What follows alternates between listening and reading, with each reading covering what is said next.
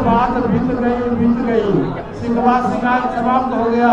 एक पाठ से एक पाठ है, जिस दिन भी मैंने सवाल किया था उस दिन भी मैंने नरेंद्र मोदी जी को नेता माना था।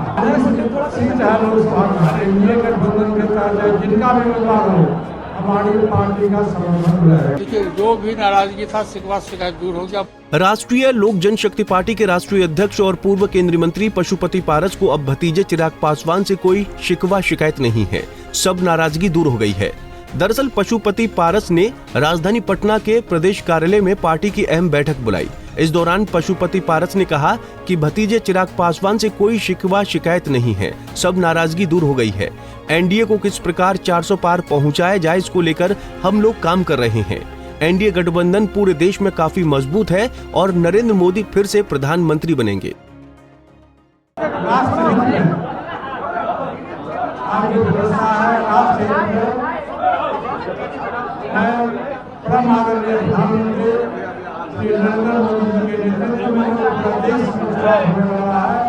उसमें बिहार में 40 लोकसभा सीट है।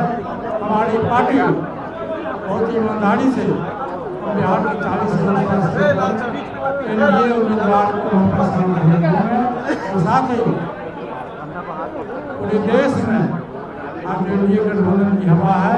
मैं विश्वास दिलाता हूँ कि पूरे देश में नरेंद्र मोदी जी के नेतृत्व में 400 से पार अधिक सांसद चुनाव जीत के आएंगे और तीसरी बार देश के प्रधानमंत्री प्रधानमंत्री करेंगे। यही आज की बैठक का मुख्य एजेंडा था जो आपको की बात हो रहा है। केंद्रीय मंत्री के पद से आपने इस्तीफा दिया, क्या ये जो बात बीत गई, शिकवा शिकायत समाप्त हो गया। हम एक पाठ से एक पाठ है, जिस दिन भी मैंने सवाल किया था उस दिन भी मैंने नरेंद्र मोदी जी को नेता माना था।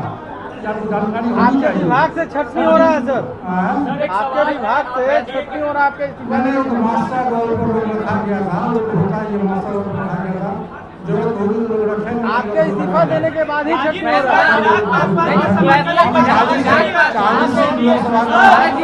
समर्थन करेंगे 40 सीट में कहा, मैं 40 सीट ऐसा है। बिहार में 40 लोकसभा सीट है, इसके जिम्मे कौन सीट है मैं नहीं जानता। एनडीए गठबंधन के तहत 40 लोकसभा सीट है। हमारी पार्टी, हमारा जो जिला का संगठन है, आप देखेंगे हमारा सैलाब है।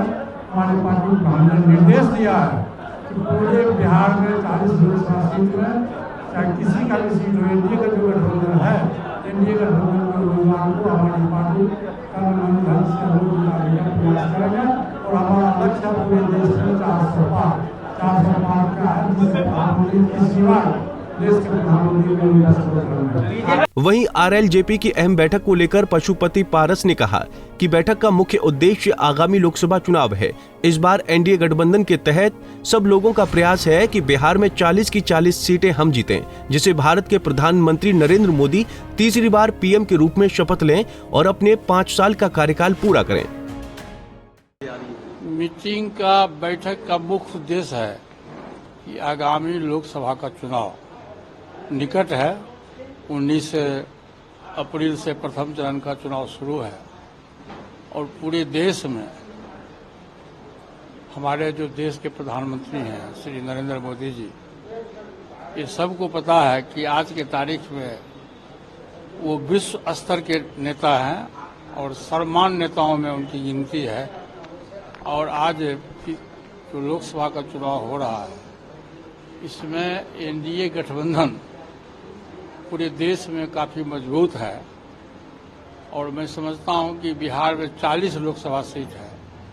अगली बार एक सीट हम लोग हार गए थे। इस बार एनडीए गठबंधन के तहत ये सब लोगों का प्रयास है कि 40 में 40 सीट हम जीतें और पूरे देश में 400 से पार का नारा है। और निश्चित रूप से प्रधानमंत्री जी के नेतृत्व में, कुशल नेतृत्व में प्रयास रहेगा कि 400 से पार लोकसभा में बहुमत हो और तीसरी बार देश के प्रधानमंत्री के रूप में परम आदरणीय नरेंद्र मोदी जी देश के प्रधानमंत्री बने।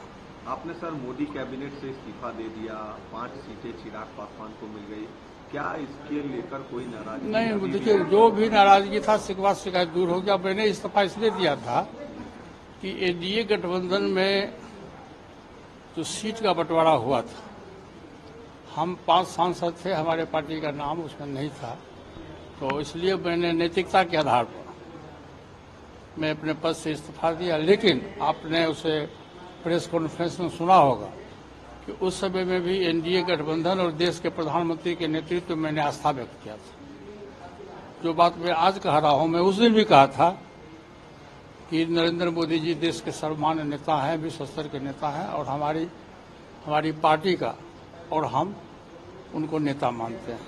और आज भी उसी के लिए बैठक हुई है। बैठक हम लोग कर रहे हैं, प्रत्येक पूरे बिहार से जिलाध्यक्षों की बैठक है, दलित सलाह पदाधिकारी की बैठक है, जितना विंग्स है हमारा उसकी बैठक है, स्टेट पदाधिकारियों की बैठक है, और उसमें सर्वसम्मति से ये प्रस्ताव पास होगा कि बिहार में 40 सीट है, चाहे किसी भी घटक का हो, 40 में 40 सीट, जिसमें 5 घटक है, भाजपा है, जनता दल यू है, उपेंद्र कुशवाहा जी हैं, श्री जीतन राम मांझी जी हैं, ये और चिराग पासवान जी हैं।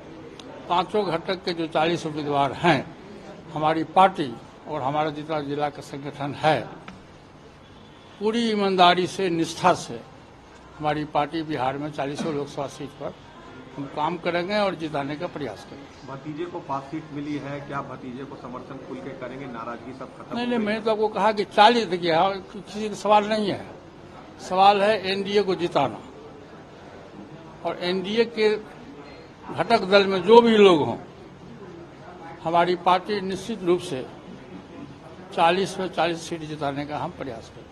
कल सर देखा गया कि मुकेश सैनी ने इंडिया गठबंधन में शामिल हो गए, 3 सीटें उन्हें मिल गई, क्या नुकसान होगा एनडीए का? इससे कुछ नुकसान देख रहे हैं? देखिए, वो तो अब जब 2 धारा है देश में, खास के बिहार में, एनडीए गठबंधन है और आरजेडी गठबंधन है, तो चुनावी वर्ष है, चुनाव के समय में कुछ लोग इधर से उधर जाते हैं, उधर से इधर आते हैं, तो उससे अब मेरे हिसाब से जो बिहार का समीकरण है उसमें गए हैं, एनडीए गठबंधन पर उससे कोई बहुत असर पड़ने वाला नहीं। दरअसल पटना में आरएलजेपी की प्रदेश कार्यकारिणी की बैठक होने वाली है। इसको लेकर प्रिंस राज समेत तमाम नेता पहुंचे हैं।